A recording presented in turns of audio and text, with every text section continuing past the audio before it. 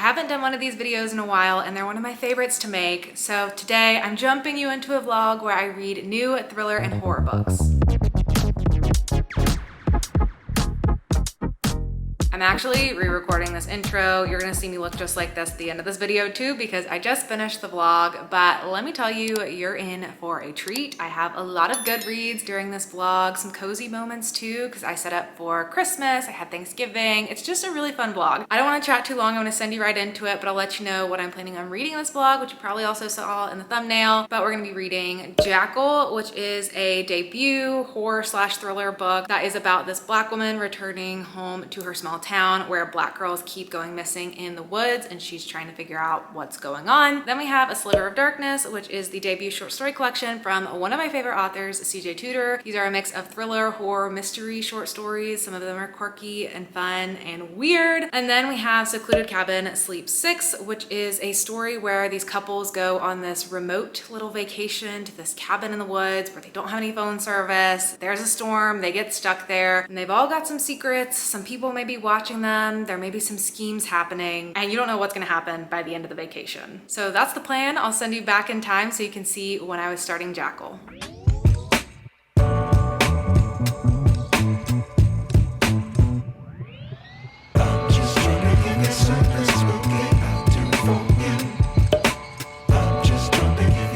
I've started Jackal, so that's what we're gonna be talking about. I am listening to this one on audio on the Libby app and I am 16% into this one. So I've gotten through the beginning a little bit of the story and pretty much all that's happening is the setup of what I knew the story was about. You're following your main character Liz, who is returning home. You're learning a little bit about her backstory and her circumstances in life. She is not loving the idea of coming back to this town because of her strained family relationships, because of the history of the town, because of how she's perceived in the town. She's just not having that good of a time, but she's here for her friend's wedding. So you're starting to meet some other people. You're meeting her friend and then her friend's daughter, Caroline, who in the synopsis, you know, is the one who's going to go missing to spur the events of the story. And then you're also hearing remnants of the history of other Black girls who have gone lost in the woods, particularly this one, Keisha, who was found very brutally torn into and just a really awful way to find a person. So that's all that's happening so far. I'm only a little bit into it, but I got pulled into the story very quickly. I will say the book just like gets going. All of a sudden she's just like, boom, we're going to the wedding, we're learning a backstory. It didn't start slow, it definitely just pulled you into the story. I like the audiobook narration a lot. I am getting familiar with the characters and the circumstances. I like the writing style of it, so I don't really have any complaints so far. I will say I am wondering what direction the story is going to go because on the cover there's like the starry night sky, right? And they keep talking about the night sky and constellations, and there's just a lot of references to the sky. So I feel like that's going to play some impact on the story, but I don't know what. I don't know where it's gonna go, but I am just along for the ride. So that is how it's going so far. I'll update you once I read a little bit more of the story, maybe around like the halfway point, and let you know how it's going then.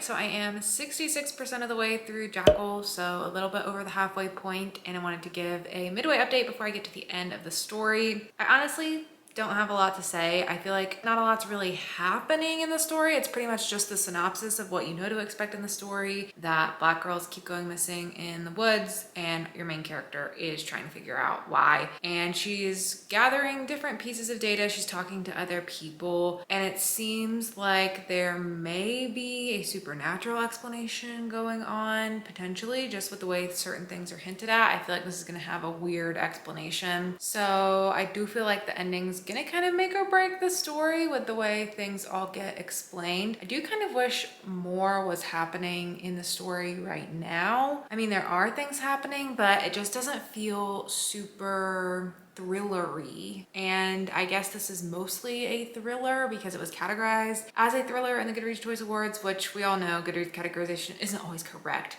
but it definitely is a horror book with what is going on.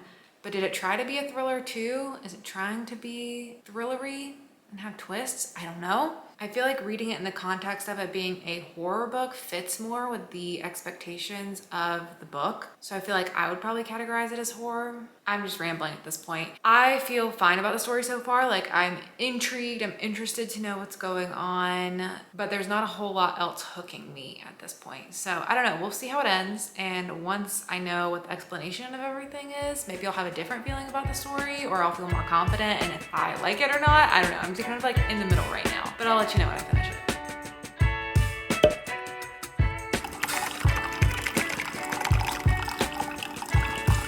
Hello, good morning. I just finished Jackal, and I see what everyone's talking about with that ending. That was an ending. That was a choice. It was an interesting choice. And yeah, I don't really know what to think about this one. It was an interesting experience reading this book. I feel like for most of the time I felt good about the book. I thought it was interesting enough. I wanted a little bit more to be happening throughout the story. I wanted her to be investigating more, taking a more active role as the main character. Not that she wasn't at all, but I don't know. I just wanted like a little bit more from the book overall, especially with what the last 10% of the book does. And that is integrated in the story in a way, but I don't know. It just did feel pretty jarring because of the pacing of the whole story. And then right at the end, when everything's getting explained, I see what was coming to life in that. I think that was a really interesting choice. I just almost wish we would have learned more about that at maybe the halfway point of the story and then unraveled it from there. I don't know. This felt like such a 2022 book just with the direction that it took. There have been so many books this year that have done similar things where you think you're reading one thing and then it's like, oh, just kidding. Here's this really interesting other piece of the story that we haven't told you yet. So that was really interesting. I didn't have a bad experience with it, which I was expecting because I've heard a lot of negative reviews of this book so far. But then I went to go read on Goodreads and I saw a lot of overwhelmingly positive reviews on that platform. So I guess it just kind of depends on where you're looking for reviews for this.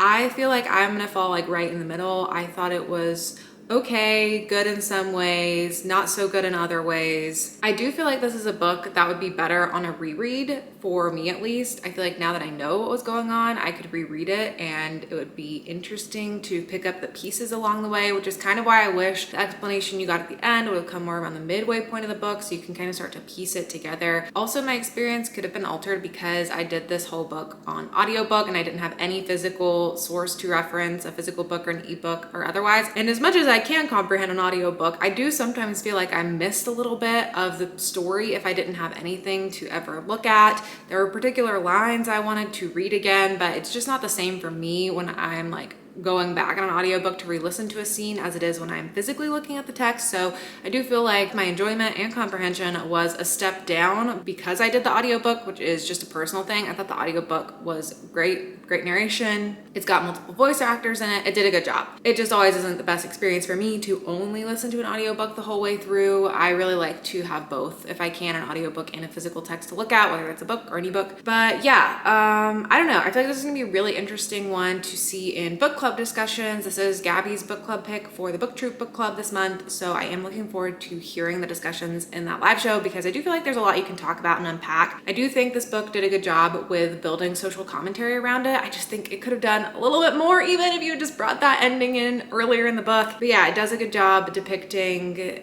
just how all these black girls keep going missing in the woods and the town and the people and the cops are just ignoring all of that. It's not getting the energy that it would be getting if it was a blonde white girl going missing in the woods. And you feel that rage through all of the characters in the story, particularly the family members of ones who have gone missing, and it is very upsetting. So I do feel like it does a good job bringing that into the story and just bringing in themes of generational racism as well. There's a really good quote right at the end of the book, which is hard for me to reference because I wasn't looking at the words, but it says something about like in the shadows everyone can become a monster, and I feel like that really highlights a lot of the main theme of the story. So yeah, that was Jackal. Thought it was a good time. Wasn't a terrible time, wasn't a great time for me. Ended up being right in the middle, which is an experience that I have with most books I read, so that's good. Definitely looking forward to seeking out more reviews of this one, reading more about it. It's still pretty early in its publication, so I was trying to find some more like articles written about it or any author interviews, and I was kind of struggling. So hopefully some more of that starts to come out, or I can start to find it better, because I am interested in reading more about this story. I did also see people mentioning in Goodreads that in the book there is an author's note at the end where the author talks about the history of the town or something. That was not in the audiobook that I was listening to, so if I could also find that, that'd be good, because I'd like to read that. Would I recommend it? Yes. I think it's a good blend of horror and thriller. It has good social commentary in it. Overall, the writing I thought was good. It's just gonna take you for a little bit of a loop in the ending, so maybe prepare to read the ending like twice to really know what you're reading. But overall, I thought it was a good book. Next, I'm gonna be picking up A Sliver of Darkness, so I'll see you then.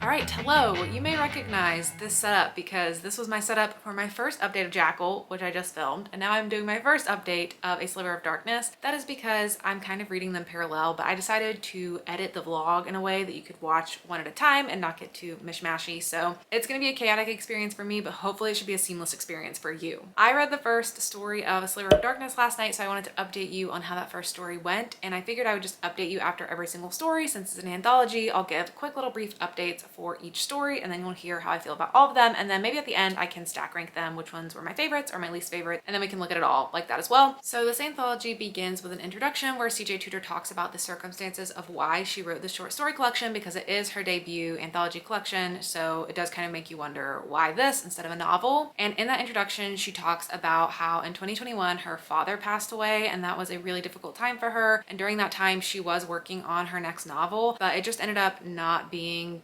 great because she was just struggling so much, struggling to write, and she just didn't feel proud of what she put together. She didn't feel like it was super salvageable. So she went to her publication team and said, instead, can I work on some short stories? I really want to work on this passion project, which is going to take a little bit longer to work on, but I really like writing short stories and I could put this together and that could be our 2022 release. And they said, yep, sounds good. So that is where this short story collection came from. And then the passion project that she was excited to work on is The Drift, which is coming out in early 2023, which I am so excited to read. It sounds so good. It looks so good. And I'm actually going to be reading this for Elizabeth's new book club. Elizabeth from Reading Riley has launched a new book club called the Midnight Society, and we will be reading this book together in March and discussing it on her channel. So if you were interested in that book too, go ahead and get it on your radar. Go ahead and subscribe to Elizabeth so you don't miss the live show, and you will see us in March talking about that book. But anyways, I thought that was really interesting context to set up the short story collection, just to kind of show you the headspace she was in at the time. Obviously there are other world challenges going on during the time of writing this too, and I just thought that was an interesting choice to set up the short story collection with that kind of explanation. And then what she's also doing is giving an introduction at the beginning of all the short stories as to where the story idea came from. So for the first short story, which I can't remember the name of, but I'll put it on the screen,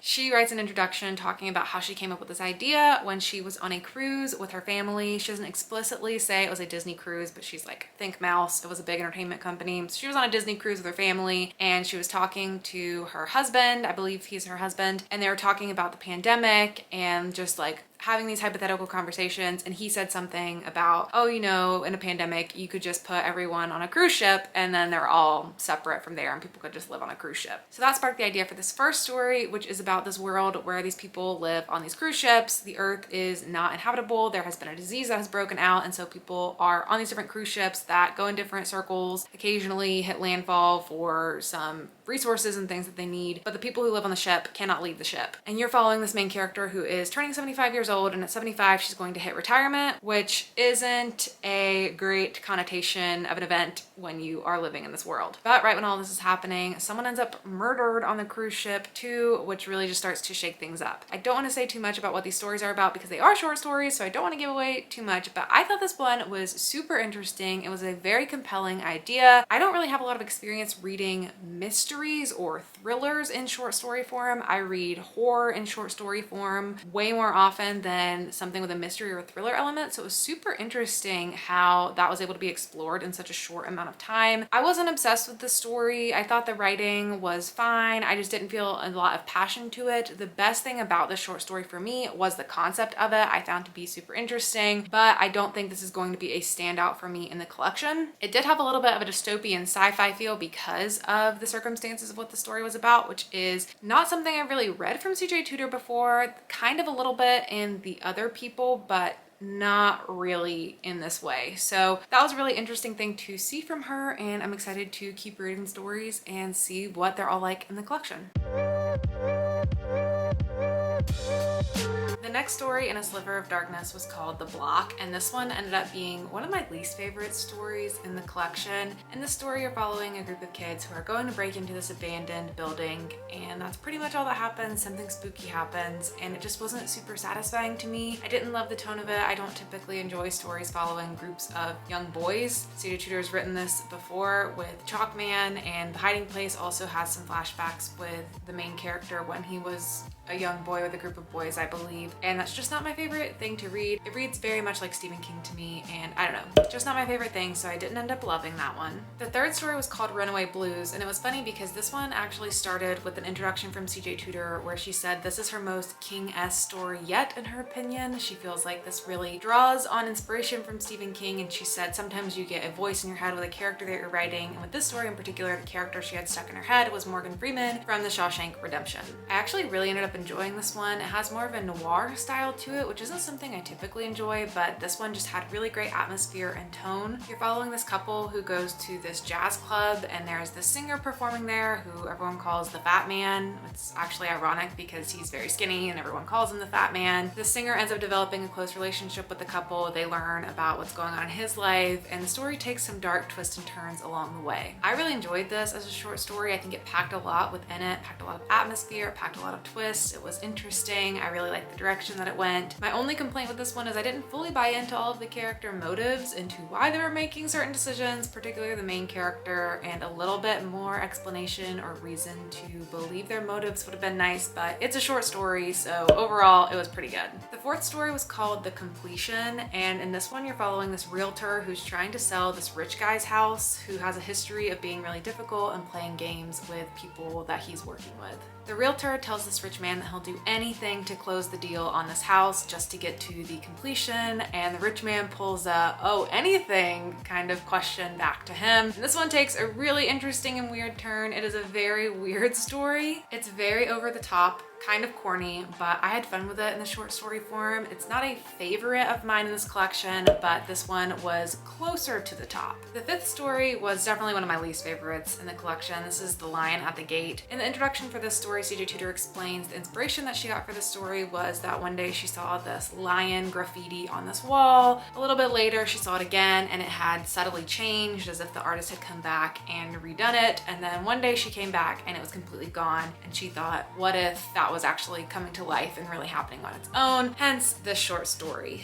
This one is shorter, not a lot happens, and I didn't really find it very interesting at all, so definitely one of my least favorites of the collection. The sixth story was called Gloria, and this one is really good if you have read other books from CJ Tudor, particularly if you've read The Hiding Place and The Other People, because Gloria is a character from The Hiding Place, and then you also get some cameos for some characters from The Other People. So if you have read both of those books from CJ Tudor, you will appreciate seeing those characters back in this story. It's a little bit of a wink to the reader, but if you haven't read those stories, you're still able to comprehend the short story on its own. I just don't think it stands on its own as a short story that well. Gloria is a debt collector. She does a lot of dark work. She cleans up crime scenes. She's kind of doing the ins and outs of things bad people are doing out in the world. So you're following her just on another mission in this story. So it does stand on its own, but I personally enjoyed it more probably because I know these characters from their stories, but just as a short story, I thought it was fine, but it wasn't anything too special for me. The seventh story is called I'm Not Ted, and this one was a ton of fun. The inspiration from this story just starts with the line, I'm not Ted. That's how the story begins, and CJ Tudor explores who would be saying this, what kind of circumstances would someone say, I'm not Ted? What could be their story? What could be the life that comes around with this line? So that's what she explores in this story. and I really don't want to tell you anything about it because it's such a fun surprise. Another one that's kind of weird, and I really thought this one was super solid. The 8th story is called Final Course, and this one is another one that has this apocalyptic setting to it. You're following this man and his daughter who are traveling to this house where a group of his friends from college are all staying. They got the invitation to come, and in this apocalypse, the world has gone dark. There is no more light, and so that's kind of a weird sort of atmosphere to add to the story. And you don't know everything about them or the apocalypse or why they're going to this house, and you're kind of learning it along the way. Once they arrive at the house, someone goes missing, they find some dead bodies, and there are some twists and turns to the story. I thought this one was okay, but I almost felt like it was trying to pack too much into a short story. This one really felt like something that could be a full novel concept, and so there were almost too many characters and too many things trying to be explored in this one for my personal taste, so this one was about middle of the road for me. The 9th story was called The Copy Shop. This was inspired by CJ Tudor seeing a copy store that had a sign in the window that said, "We can copy anything," and she took that and went for this really quirky, witty type of story. This was my absolute favorite story in the collection. I felt like it was so tight for a short story. I feel like it was perfectly executed. That's the concept. There's a copy shop where you can copy anything. This woman breaks a vase and she takes it to the copy shop, and then things evolve from there. I absolutely love this story. It was definitely my favorite of the collection. It was so fun, so witty. I love the characters, I love the circumstances, I love the twists. Everything was just flawlessly executed in my opinion. So this was definitely the standout of the collection for me. The 10th story was called Dust. This is a weird one to explain. It kind of reads like this dreamlike sequence. You're reading this woman who is on this vacation at this resort. It's dusty and she doesn't have a great sense of time. This one was somewhat inspired by the song Hotel California and a vacation that CJ Tudor took herself with her family. This one was pretty much a meh for me. I liked the idea of it. It just didn't really work for me in the short story form for some reason. I just didn't really fully love it, probably because a lot of those dreamlike sequences, it just wasn't really my thing. And then the final story in the collection is called Butterfly Island, and I was very excited for this one after reading the introduction because CJ Tudor said this is perhaps her favorite short story she has written, and she is even considering expanding it into a novella. However, after I read it, I did not really enjoy it, and it was a little bit disappointing, especially going in with that context. In this story, you're following a group of people in, again, an apocalyptic type setting, and they are going off to this island to try to find some more resources to see if there's something there that they've heard about that could potentially be interesting to go explore, and things go wrong for them in that journey. I just didn't find this one particularly interesting. When you see the explanation of what's going on, it just wasn't that interesting to me. I don't know, I just didn't really like this story that much. If CJ Tudor were to expand this into a full-length novella, I'm sure I'd probably pick it up because I pick up everything CJ Tudor writes, but I was a little bit disappointed going in thinking that this could potentially be a favorite of mine, and it ended up definitely not being that.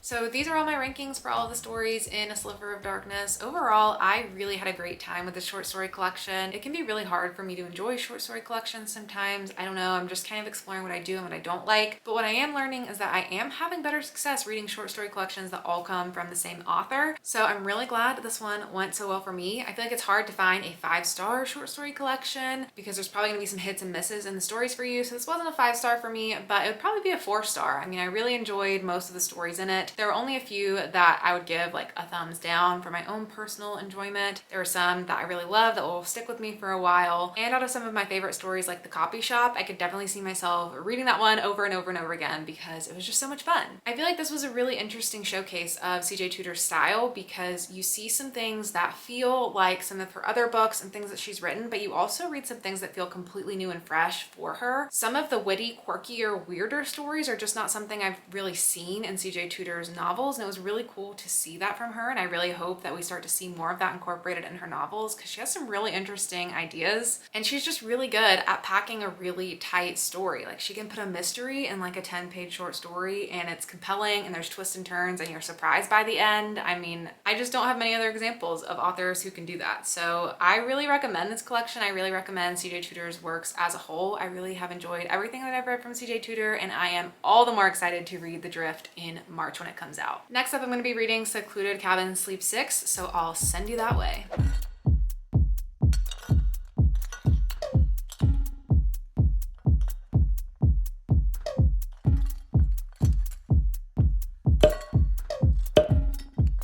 Hello and happy Thanksgiving. If you celebrate Thanksgiving, Thanksgiving has already happened by the time you're seeing this vlog, but it's Thanksgiving for me today, so happy Thanksgiving. I wanted to pop in and let you know about Secluded Cabin Sleep 6 because I just started that like an hour ago, and I am about 20% into the story right now, so I wanted to give a quick first impressions of it. I'm loving it so far. It is everything I want, but I've been wronged before by a story like this, so I am cautiously optimistic at this point. I just love the setup of the tropes of all these people going to this cabin together. They've all got secrets. There are secret text messages coming in from anonymous people. There's all these different names being thrown around. There's all these different relationships connecting them. And I love that. It kind of reminds me of The Guest List. I just really like that kind of setup in a thriller. It's a lot of fun to me. I love when people are hiding secrets from each other, usually even hiding secrets from the reader, and you just have to see what all these people are going to do when they get together and these secrets start coming out. So I'm really intrigued by this. I will say it does feel like a lot at first because there are so many characters and names thrown at you, and you do get POVs shifting throughout the story. But I quickly started to catch on to what was happening. I took a couple notes in my phone. Every time there's a new name, I jot down that name so I can try to remember who people are. So it's not too difficult to follow in that way. But yeah, so far I am really enjoying this. I hope it doesn't let me down. I hope it stays fun the whole way through, but we're only 20%, so I don't want to get my hopes up too soon. So I'm gonna read some more of it, and I'll check in with you again once I've read more of the story.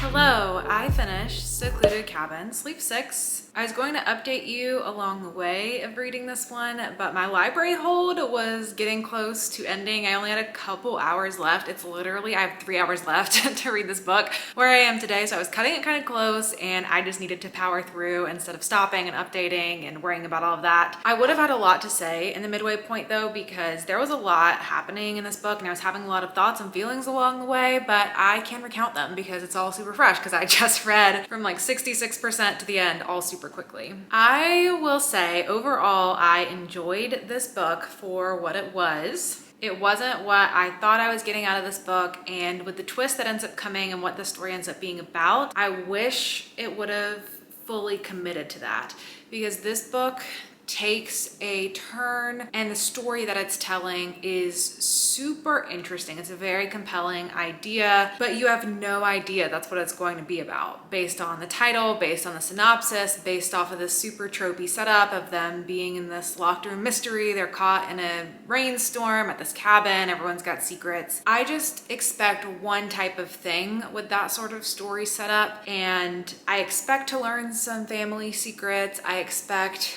for people to maybe not be who they say they are, especially when you have all these different perspectives. I've read enough of these to sort of know how they go, and I'm cool with that and I like that. But what this story tried to do and the message it was shaping and the really interesting reveals and twists and what was going on in the story didn't feel like it matched in my brain. And I don't know if that's just because I read so many books like this and I just have an idea of what typically comes out of it, but it felt like it could have gone way darker.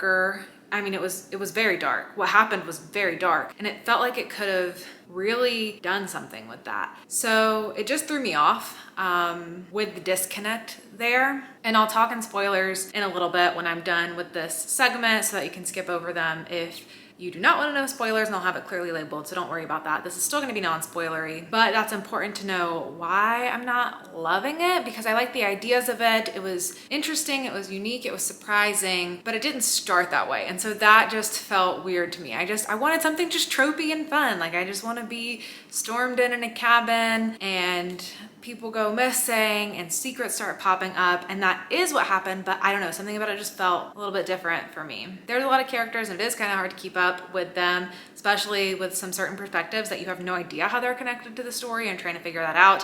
And especially in an audiobook format, it was even more overwhelming, at least it was for me. But all of that said, all of that put together, I still had a good time with it. This is my second book I've read from Lisa Unger. The other one I've read is Confessions on 745, which I felt very similarly about with this one, where it was good. It wasn't great for me. It wasn't anything to stand out, but I had a good enough time with it. So I do think I'm gonna keep picking up books from this author. Not like going out of my way to pick up books from this author, but if I see them cheap at a secondhand store or if a new release is coming out, this is an author I'm gonna keep up with. It's so funny how many Lisas there are in the thriller community. There's so many Lisas. It's so easy to get them confused, but Lisa Unger has made it on my good list. I will be picking up more books from her in the future, and this is one I would recommend. I just personally had like a weird experience with it. Now to talk about spoilery, why I felt it was weird. In case you didn't read the book, you're not interested and you just kind of want to know, or if you did read the book and you want to know what I'm talking about, I'm going to go into spoilers so you can skip to where you don't see the spoiler bar on the screen anymore. The direction the story ends up taking is it's bringing up all this message around what is family? Is family genetics or is family something you choose? Which I think is a compelling and interesting story idea. And what ends up happening in the story is that there's all these different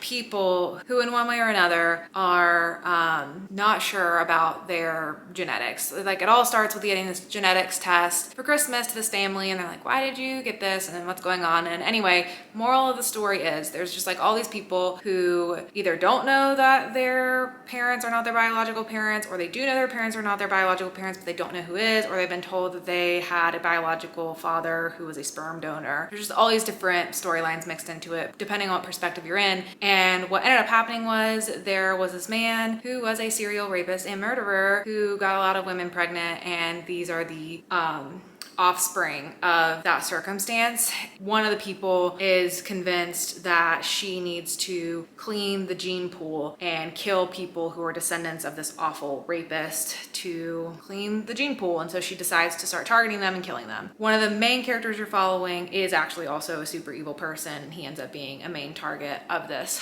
But I think that's just such a compelling and such an interesting idea. This is something that we have started to see more and more of as these genetic DNA tests become more easily accessible, that these results could potentially help solve unsolved crimes. That is a relatively newer thing in society. It's only going to continue to be more prevalent, and a couple of times it's brought up in the story, like who knows what the government's going to do with our DNA? Who knows how they're going to be able to use that? Even being able to use that for marketing in certain circumstances, or like understanding your health conditions and marketing certain pharmaceuticals towards you. Like there's just so much that can be done by having your DNA, which is a really interesting concept. And I wish this book would have fully committed to that, marketed as that, been that, wrapped its hands around that, like John Marrs style, gone a little bit dystopian almost into the commentary around it, and then fully gotten into the dark side of it. Like I wish you knew this was going to have something to do with DNA and that was somehow going to help solve what was going on. I just like stuff that's over the top like that, or super committed, I guess, to its concept. So I think it would have been stronger if it had done that. I think the initial setup of it just being these people going to this isolated cabin, they get reined in and secrets start coming out, didn't set me up for what the story was going to be, and it felt a little bit disconnected to me. I think that's mainly just a really big personal nitpick. I don't know if a lot of people are going to feel that way, but that's how I personally felt. Still enjoyed the story. If I'm giving it a star rating, it's going to be like a 3.5, maybe a 4. But yeah, I could not leave that left unsaid.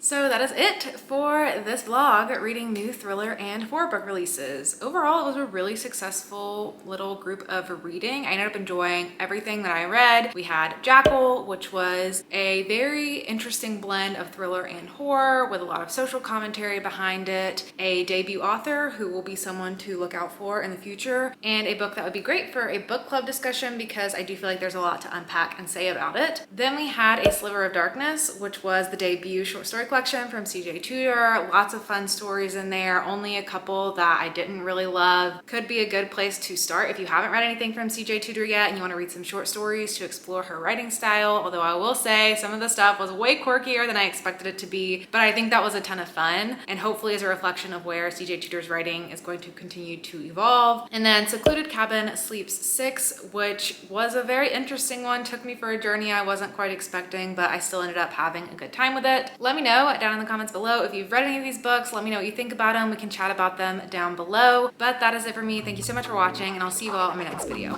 Bye!